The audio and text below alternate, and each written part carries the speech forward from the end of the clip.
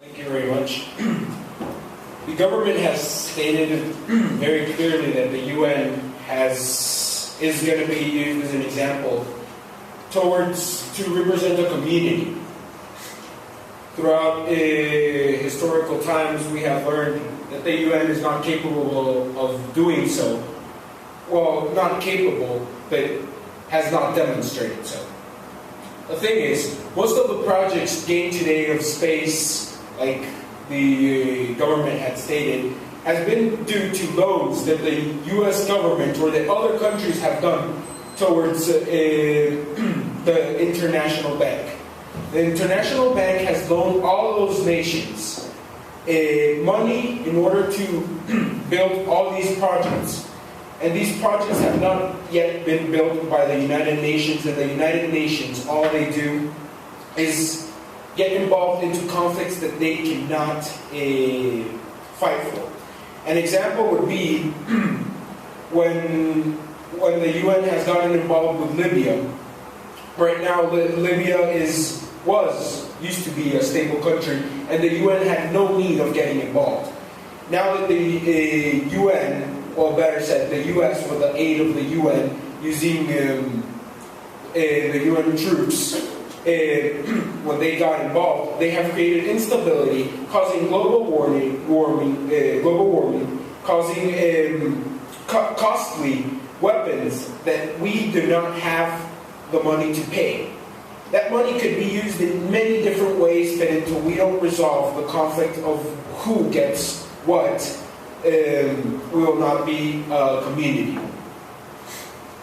Also, Cuba has been isolationist for many years now. Cuba is an example of low crime rate and high, well-educated professionals.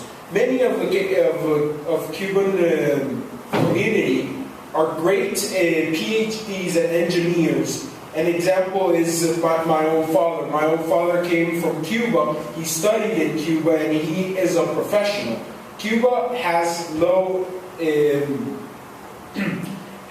crimes due to the education that Fidel Castro has given. Of course, it is not an economically stable nation, but it will be, because most of its community is well educated, and they can bring in money through them.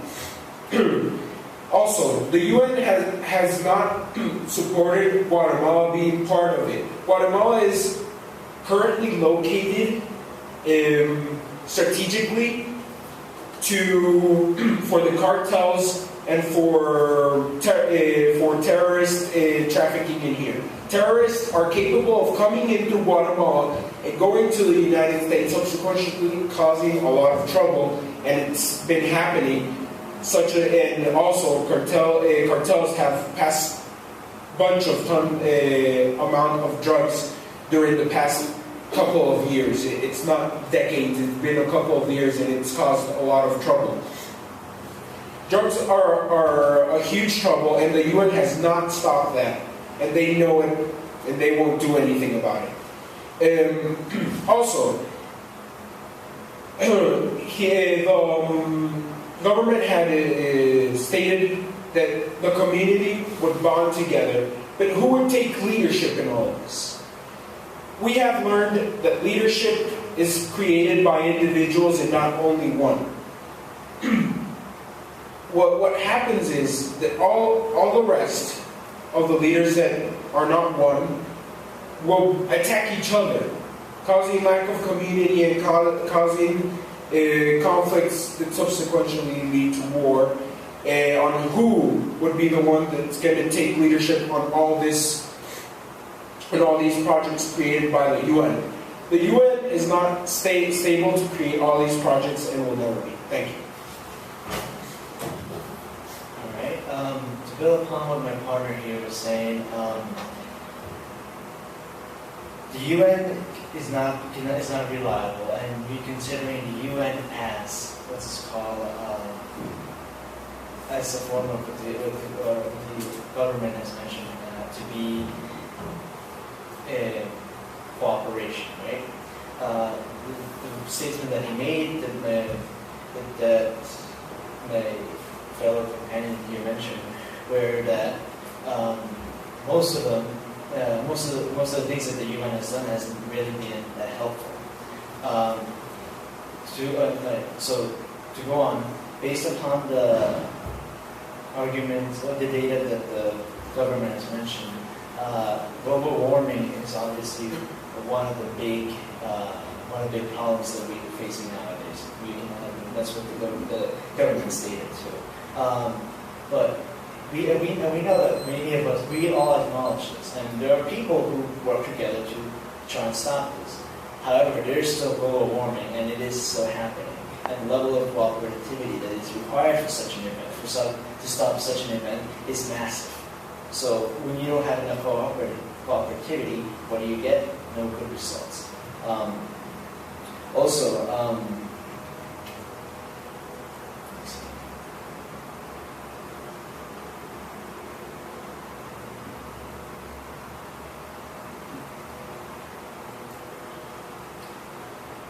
So also to build upon the argument with Cuba,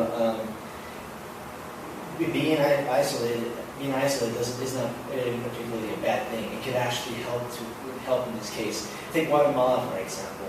We've been influenced so many times with different parties. Take Spain, for example, and yet the reason why we're not up there with the big guys like the United States is because we have been tainted by other cultures, you would say, and some of our own culture has been dying down lately. So you don't have that many. Will you tell me specifically what culture? I'm sorry. Point of order. I believe you're above. Sure. There are no points of information there above. So, anyways, Guatemala. To continue on that, Guatemala does indeed has indeed lost some of its cultural basis, like the Mayans, like the Mayan culture, I would say. Because of other ideas, we have been our roots have been eliminated. So I'll end up with that. Thank you very much. I would like to start by saying that there has not been a world war since the foundation of the UN. World wars occurred before the UN creation. So my fellow companion here, Brian, said that a bunch of nations came together and that's what caused World War I. Yes, it's true, but it wasn't the UN. It wasn't a body organized like the UN is. Another thing... Bringing a new statement on World War II, what is linking this statement? I'm linking this argument. You can't. Okay. Point of order, he's bringing up a new argument. Could you tell me what the new argument is? He brought up a new argument saying that there has not been a world war since the UN was placed. I'm going to have to ask, I'm going to have to act as the judge here. The point is not well taken because he's directly referring, I don't know if it was Brian or your argument, who made the argument that when countries come together it led to World War I specifically. And I believe Luciano was referring to the world wars at the moment. We never stated World War. Brian? Point not well taken. On another point, addressing that Brian said that the UN entered Libya. It's not true because NATO, not the UN, intervened in Libya. It was NATO who intervened. Let me re-emphasize that. And finally, Cubans lack basic freedoms, and the people won't ever get them until the UN stands up for them or they stage another bloody revolution.